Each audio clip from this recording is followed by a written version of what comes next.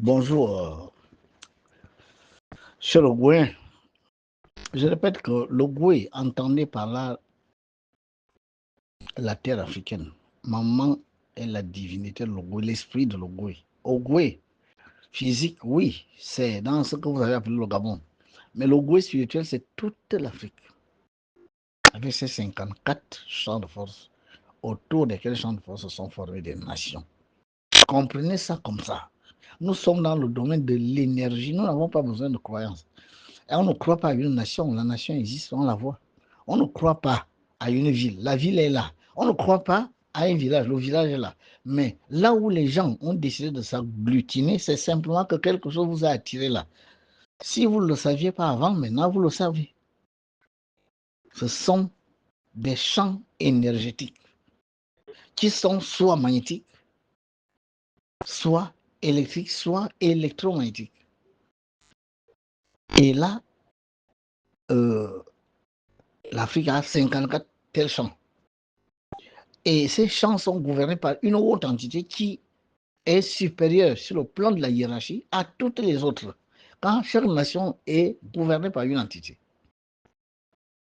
généralement un esprit du ciel. Mais selon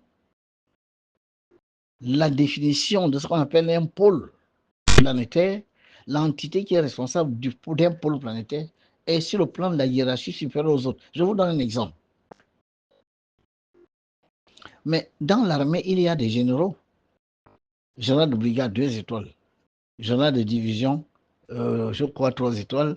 Général de corps d'armée, 4 étoiles. Et général d'armée, 5 étoiles. Mais vous êtes sûr que c'est toujours les généraux, 5 étoiles, qui gouvernent, qui dirigent les différentes responsabilités dans le monde militaire? Non. Le commandant en chef, appelé encore le chef d'état-major général, peut être un général de brigade. Tandis que dans ce corps, il y a des généraux de division, des généraux de corps d'armée. Voilà. C'est la même chose. C'est une question de responsabilité. Le Père Céleste donne des responsabilités. Tout ça, ce sont des consciences. Ces consciences vibrent selon qu'on te donne un pouvoir. Ce pouvoir a un taux de vibration. Et à partir de ce taux de vibration, dès que tu es à l'intérieur, c'est fini. Si on m'en veut aujourd'hui, je suis président de la République du Gabon, je ne sais plus le petit Mvenkuna qu'on va voir, on dort, sans protocole, sans rien. C'est fini. Autour de moi, c'est la garde. Autour de moi, c'est ci. Autour de moi, c'est les secrétaires, c'est le cabinet, c'est tout. Ça va devenir très compliqué alors que vous entendez ma voix tous les jours, vous ne l'entendrez plus tous les jours. Vous venez chez moi comme vous voulez, vous ne me verrez pas tous les jours. Donc, pourtant, je ne serai pas ni le plus intellectuel du Gabon, ni le plus fort, ni le plus mystique. Non, c'est que j'ai une énergie. Cette énergie, dès qu'elle entre en moi, mais je canalise cette énergie et je deviens cette énergie. L'énergie et moi, nous ne faisons qu'un. Et à partir de ce moment-là, tout ce qui est soumis, toutes les énergies soumises à ces énergies, c'est fini. Si je suis président de la République aujourd'hui, vous tous là, n'est-ce pas? Et les égorgeurs de coq et les machins, ben, vous êtes soumis au maître Vasile Mvekura parce que c'est lui maintenant qui est en haut là-bas, c'est comme ça. C'est pas que je serai plus mystique que quelqu'un ou plus grand maître que quelqu'un ou plus fort ou plus intellectuel. Non, le pouvoir n'a rien à faire de ça. Maman a un pouvoir. Ce pouvoir, elle l'a reçu, n'est-ce pas, du Père Céleste. Et c'est elle qui est là. Et dès l'instant qu'elle est là, elle gouverne parce qu'elle gouverne un pôle planétaire. Donc tout ce qui touche l'eau sur la Terre est soumis au plan du Père Céleste se manifestant à travers maman et eau. C'est simplement que tout le monde ne découvre pas une divinité au même moment. Et ce n'est pas à n'importe quel kidam qu'il est révélé la quatrième dimension d'une divinité. Nous avons un monde à 3 dimensions. Mais la quatrième dimension appartient au monde supérieur. Quand une divinité, n'est-ce pas, vous la rencontrez à la quatrième dimension, vous l'avez rencontrée dans toute son entièreté, dans toute sa royauté. Et c'est là-bas que vous savez ce qu'elle est réellement. Donc, pour vous dire, Maman est la divinité des Africains. L'Auvergne, comme je vous l'ai dit, c'est parce que nous sommes autour, nous, qui nous appelons Gabonais, nous sommes autour de ce champ de force. Naturellement, la lumière, l'énergie, les vibrations qui sortent de là, nous sommes les premiers à les ressentir et à en entrer en contact. Et c'est pour ça que nous devons être les premiers à en bénéficier. Alors, quand les gens passent le temps à diaboliser, à nier, à faire ci, à vouloir aller se connecter aux divinités extérieures, en parlant du christianisme qui n'est pas du tout africain, en parlant de la franc-maçonnerie qui n'est pas africaine, la rose-croix n'est pas africaine, l'islam n'est pas africain, mais voulez-vous être en communion avec les entités de votre terre pendant que vous obéissez, n'est-ce pas, aux lois d'autres divinités? Tous ceux qui sont venus vous apprendre ici. Mais ce n'est pas forcément comme ça que nous, on voit la relation que nous avons entre nous et les puissances divines se manifestant à travers les différents éléments que sont feu, air, eau, terre. Donc, vraiment, excusez-moi d'avoir été long, mais il fallait bien que je te le dise. Maman est la divinité de tous les Africains. Il n'y a pas à dire que, ouais, mais quand vous parlez, on dirait que c'est seulement le Gabon. Non, le vert, jaune, bleu, je vous ai dit vert, c'est ça fait de provenance. Elle vient de Vénus. Pour les grands mystiques, les cavaliers savent que Vénus, c'est la couleur verte. Je parle sous le contrôle d'autres. Bleu est la couleur de la destination. Elle savait qu'elle part de Vénus pour venir s'élémentaliser, c'est-à-dire dans l'eau. C'est une entité de l'eau. Et à partir de cette élémentalisation, elle a été responsabilisée dans le pôle haut de la Terre. L'eau bleue symbolise la destination de cette entité. Au milieu, c'est la liaison qu'il y a entre cette conscience, qui est un esprit du ciel, et l'esprit en chef, l'Élohim en chef. Le Père céleste, sa conscience, la conscience créatrice, le jaune. Car c'est cette étoile là-haut, là, une étoile jaune qui nous a créés. Dans le cosmos, il n'y a pas que les étoiles jaunes. Il y a aussi les bleus, il y a des rouges, il y a des blanches. Mais la nôtre est jaune. Voilà pourquoi ce jaune-là est dans notre drapeau. Le drapeau, là, c'est le drapeau de l'Afrique. Union, travail, justice n'est pas que pour le seul Gabon. C'est une source d'énergie. Quand vous allumez une torche, la lumière ne reste pas que dans la torche. La lumière se répand jusqu'à tous ceux qui sont devant la torche. Ce qui se fait en Ogooué a un impact sérieux sur l'ensemble des États africains. C'est pour cela qu'en ce lieu, vous devez être pur, on doit être pur, on doit être carré, on doit être vraiment très, très sérieux. On doit éviter la sorcellerie, on doit éviter les mauvaises pratiques, évitant les fausses croyances. Il faut éviter, il faut bouter dehors les divinités venues d'ailleurs parce que ces divinités gênent l'expression de cette divinité dans son propre territoire, sur sa propre terre.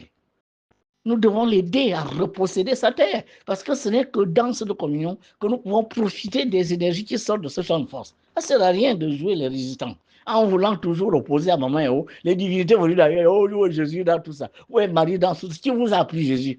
Vous pensez que vos ancêtres connaissent Jésus? Le nom Jésus vous vient de qui? Vous vient de qui? Des gens qui sont venus avec les chaînes. Ils vous ont enchaîné, ils sont allés vous vendre comme des saucisses, et puis vous avez travaillé les plantations, ils sont devenus la première puissance du monde, d'autres sont devenus les premières puissances, et bien vous, l'Afrique, vous êtes toujours en train de pleurer la faim, la misère, les guerres et tout ça. Mais ce sont les Occidentaux qui sont à l'origine de ça. Et ce sont ces mêmes Occidentaux qui sont venus vous donner une religion. Dites-moi, est-ce que vous donneriez la force à celui que vous allez combattre demain?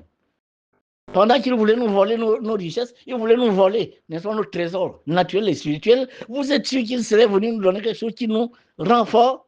Quand même, vous aussi, Africains, quand même. Mais comment pensez-vous être fort dans le christianisme, dans l'islam? Mais ce n'est pas possible. Ils vous ont montré une manière de rester éternellement faible. Voilà pourquoi vous passez tout le temps à engraisser les pasteurs et les prêtres, après à croire en un Dieu assis, je ne sais pas où. Quand quelqu'un trouve le travail, il dit c'est au nom de Jésus que j'ai trouvé ça. Mais et ceux qui ne disent pas Jésus, eux, ils trouvent le travail au nom de qui? Quand quelqu'un guérit, ouais, c'est Jésus qui m'a guéri. Ok, c'est Jésus qui t'a guéri. Mais ceux qui guérissent tous les jours à l'hôpital, c'est qui? Parfois, ils ne connaissent même pas Jésus. Parfois, ils nient même que Jésus n'existe pas. Et pourtant, il guérit. La pluie ne tombe pas que pour vous qui pensez Jésus, Jésus. Est-ce que la pluie fait des disparités? Le soleil fait des disparités. L'eau de l'Ogooué là, ou n'importe. On va aller au 29. Vous allez me montrer comment l'eau va refuser de vous accepter parce que vous ne croyez pas en Maman et oh. Vous voyez bien que vous croyez, vous aimez la croyance. Et ce sont les Occidentaux qui sont derrière ça, parce qu'ils savent qu'aussi longtemps que vous serez dans les fausses croyances, n'est-ce pas, en des choses qui n'existent pas, tout autre qu'on a déformé pour venir vous dominer, vous resterez faible, Africain, vous allez rester faible. Vous ne pouvez pas réussir le développement de l'Afrique en étant en déconnexion avec les divinités de cette Afrique. Ce n'est pas vous qui avez mis les divinités là. Vous les avez trouvées. Ça ne sert à rien de nous exposer. Oh, Mahomet dit ceci. Mahomet, il n'était pas africain. Je suis désolé. La divinité de sa nation s'est révélée à lui. Il a dit ce qu'il a dit là-bas, mais cela, c'est vrai pour eux. Ce n'est pas vrai pour nous. Ils sont venus nous imposer des divinités. Ils sont venus nous imposer les lois de leur divinité. Beaucoup plus pour nous assujettir, nous dominer. Ça, quand un Africain n'arrive pas à comprendre ça, mais c'est grave. Mais que voulez-vous qu'on vous fasse? On vous a envoyé le discours du roi des Belges, Léopold. Ça, là, les gens ne veulent même pas écouter ça. Oh non de Jésus! Oh non de Jésus! Oh Jésus! Écoute ce que dit Léopold, le roi des Belges, Léopold II. Quand ces gens qui viennent vous parler de Jésus, quand ils sont venus, ils étaient en mission. Mission de vous fatiguer, de vous atterrer et de vous rendre faible pour mieux vous dominer. Malgré ça, les Africains, oh non de Jésus! Oh Jésus! On va vous dire quoi? On sort les résultats des scientifiques qui ont découvert que le Pierre dont on parle en l'an 382 est un faux Pierre, parce que les vrais travaux de Pierre ont été découverts en 1886. Personne n'avait jamais vu ça depuis que Pierre était mort. Bon, le pape qui a écrit 382, le Nouveau Testament, il a vu où les écrits de Pierre. Marie-Madeleine, les écrits sont sortis en 1896. Vous voyez bien que vous êtes en train, n'est-ce pas, de croire à un livre qui ne vaut rien du tout. Je vous dis, ce livre est même à déchirer. Il faut le déchirer parce que c'est l'Afrique. L'Afrique est enchaînée à cet égrégore que vous appelez le christianisme. Vous voyez que parfois les autres brûlent les Bibles, mais ils n'ont pas tort. Mais ils n'ont pas tort. Mais parce que ça là, c'est ce qui rend l'Afrique pauvre. Nous, chers d'État, toujours en train de répondre toujours au garde à vous avec les Occidentaux. Comme si nous n'avons pas, nous avons le manganèse, l'uranium, le fer, le pétrole, nous avons tout. L'Afrique est le continent le plus riche. Les Occidentaux, ils n'ont rien du tout. Ils viennent ici, ils nous dominent, ils arrachent tout, ils vont transformer, ils reviennent nous vendre ça à prix d'or et on ne doit rien dire. Mais nous sommes des pas d'africanistes. C'est notre terre. Mama est votre divinité. Je vous dis aussi longtemps que vous allez lui tourner le dos, vous aurez des problèmes. Quelle que soit l'intelligence, on peut prendre Jésus lui-même, il vient diriger le Gabon, il vient diriger le Cameroun, il vient diriger la Centrafrique. Si nous ne sommes pas en connexion avec nos divinités, ils ne réussiront rien du tout. Aujourd'hui, on réussit, demain, ce sera l'échec. Après-demain, il va réussir. Après-demain, les gens sont dans la rue parce qu'ils sont mécontents. Après-demain, il réussit. Après-demain, les gens ferment les écoles parce que ce sera comme ça, puisque nous ne sommes pas en connexion avec l'énergie que nous sommes venus trouver ici. Ce n'est pas nous qui avons mis Maman Yoro là. Je suis désolé. Elle s'est révélée à quelqu'un. Ce quelqu'un parle en son nom. En fait, vous n'avez même pas le choix. Ce qui dit, ouais, mais je n'ai rien à faire, mais il n'y a pas de problème. Quand il va falloir qu'elle reprenne sa terre, elle reprendra sa terre. Et tant pis pour tous ceux qui vont dire, nous, on ne la connaît pas. Il n'y a aucun problème. Parce que l'eau, le feu, l'air et la terre que vous utilisez, les forêts que vous utilisez, c'est Maman Yoro qui est derrière cette énergie et à la base de tout. Bon, si les autres pays africains commencent à regarder Maman Yoro avec toute sa divinité, tandis que vous ici, là, oh, mais quoi, machin, il n'y a aucun problème. Il n'y a aucun problème. Voilà ce que je voulais dire pour répondre à un frère de la RD Congo qui m'a posé la question par rapport, n'est-ce pas, à cette affaire de Maman Yoro. Maman Yoro n'est pas une divinité gabonaise seulement, non. C'est une divinité africaine. Voilà ce que je voulais dire. Dommage pour cette voix, mais je n'ai pas le choix. Parce que devant les gens qui diabolisent systématiquement leur moment, regardez les symboles chrétiens. Mais regardez, vous voyez un homme accroché à une croix. Ça veut dire quoi? Au niveau de l'Afrique, qu'est-ce que ça signifie? Mais qui est pendu là, à la croix? C'est qui? Il s'appelle qui? Quel est son nom? Et ça s'est fait où? Cette scène-là, qu'on vous rappelle là, ça s'est fait où? Au Mozambique, en Égypte, au Gabon, au Congo, au Maroc. La scène que l'on voit quelqu'un accroché là, ça s'est fait où? Ce quelqu'un-là, c'est qui? Oh là là, vraiment, c'est formidable. Donc, mon fils, ma réponse a été longue parce que je vais la partager. Vous qui commencez à comprendre que Maman est la dignité de l'Afrique, entrez dans l'égoïsme. L'égoïsme est l'école des Africains. Pour communier avec leur divinité. Vous n'avez pas le choix. De toute façon, aussi longtemps que vous allez toujours chercher à vous connecter à d'autres divinités, vous allez revenir. Mais parce que vous ne réussirez rien du tout. Vous ne pouvez pas venir arracher à Bamayo ça à quoi vous n'avez pas droit. Comment voulez-vous qu'une divinité vous aide alors que vous l'ignorez, vous niez son existence, vous ne voulez pas communier avec elle, vous restez connecté à d'autres divinités qui sont venues mettre le désordre sur sa terre. Il est temps. Le vent que vous voyez là, qui souffle partout là, où les Occidentaux sont en difficulté, c'est Maman Héros qui fait ce travail. Ça, je préfère vous le dire. Ça a commencé à l'Afrique de l'Ouest, ça va réussir partout. D'ici 20, 30 ans, ces Occidentaux-là, l'Afrique, on va leur exiger des cartes de séjour qui coûteront 5 millions de francs pour venir en Afrique.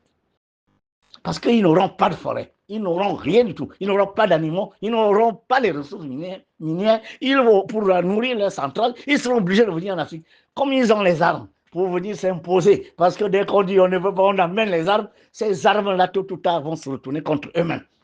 Parce qu'une divinité reste supérieure aux humains. Personne armé comme je ne sais qui ne peut s'imposer par les armes. Non. Ces armes-là sont fabriquées par une intelligence humaine. Parce que je suis désolé, si un météorite vient du haut là, je ne sais pas quelle arme va empêcher que le météorite tombe sur une nation.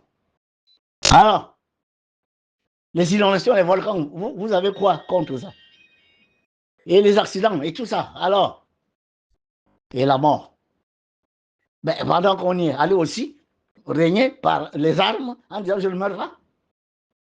Que savez-vous de combien de jours il vous reste pendant que vous êtes en train de maltraiter tout le monde à gauche, à droite? La force des armes, la force des armes, la force des armes. Mais les armes ne sont pas faites pour massacrer vos semblables. Créez plutôt des choses qui peuvent aider l'humanité à évoluer. On attend de l'argent des grandes puissances de résoudre les problèmes, la misère du monde. Résolvez la misère du monde. Votre argent, au lieu de financer l'armement, je ne sais pas contre qui vous voulez vous battre, mais financer, n'est-ce pas, des projets médicaux pour trouver de nouveaux vaccins, trouver des remèdes pour que les maladies invalidantes trouvent des solutions. La Terre va bientôt être exposée à un problème de ressources. Réfléchissez comment on fait pour désaliniser l'eau de la mer, pour faire si ça, pour que les gens occupent des espaces qui sont quand même viables. Non.